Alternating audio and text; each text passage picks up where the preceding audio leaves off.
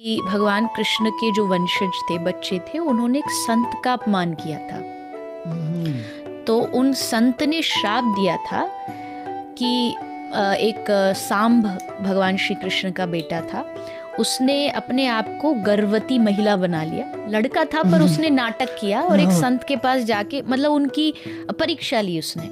तो जाके उसने कहा संत से कि बताओ इस लड़की के ये गर्भवती है, इसको लड़का होगा कि लड़की होगी। परीक्षा ली तो संत अंतर्यामी थे, उन्होंने देख लिया और देख के बोला ना लड़का होगा ना लड़की, इसके पेट से मूसल पैदा होगा जो तुम्हारे पूरे यदुवंश को तबाह कर देगा। तो उसने घबरा के वो साड़ी उतारी तो उससे एक मूसल निकला बहुत बड़ा लोहे का। अब वो लाए उसको, उग्रसेन उस समय राजा थे कृष्ण के नाना, उनको कहा कि अब क्या करें। तो मूसल मतलब चूहा?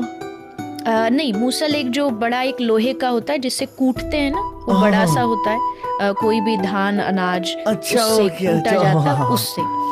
तो उग्रसेन राजा ने जल्दबाजी में जब उनको पता लगा श्राप मिल गया कि इसी से पूरा यदुवंश नष्ट होगा, तो उन्होंने क्या किया, उसके टुकड़े टुकड़े करवाए और उसको पानी में फेंकवा दिया, समुद्र में। तो वो समुद्र में उसके जो तिनके थे, उसके छोटे छोटे कण थे, वो बहते बहते किनारे पर आ गए और उससे एक एरा नाम की घास बनी। और वो घास ऐसी थी, उसकी जो धार थी वो तलवार के बराबर थी। तो ये सारे कण तो यहाँ आ गए और उसका एक छोटा सा मूसल का छोटा सा कण था, उसको एक मछली ने खा लिया। उस मछली को जब कोई ले गया बाजार में, उसको काटा तो उसके पेट से वो चमकता चमकीला सा वही पत्थर निकला जिसको उस व्याध ने अपने बाण की नोक पर लगा लिया था, जो श्री कृष्ण के चरण में जाके लगा था। तो अब संत का श्राप था कि इसी से नष्ट होगा पूरा यदुवंश का।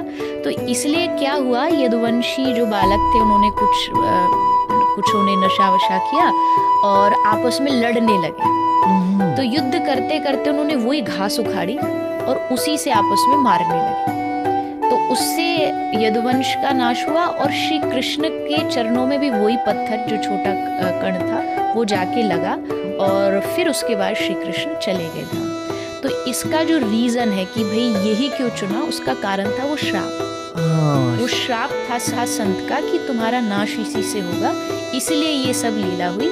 लेकिन जो मैंने कहा कि कृष्ण की उससे मृत्यु नहीं, क्योंकि कृष्ण मृत्यु से स्वतंत्र है। उन्होंने उस संत की बात भी रखी, भाई श्राप लगा है तो बाण आके मेरे चरणों में लगा। और क्योंकि भागवत में लिखा है जब कृष्ण जा रहे थे उससे पहले उन्होंने उद्धव जी को खूब लंबा चौड़ा उपदेश दिया है, तो वो अपनी मर्जी से जा रहे हैं, ऐसा नहीं कि भाई उनकी मृत्यु हुई है।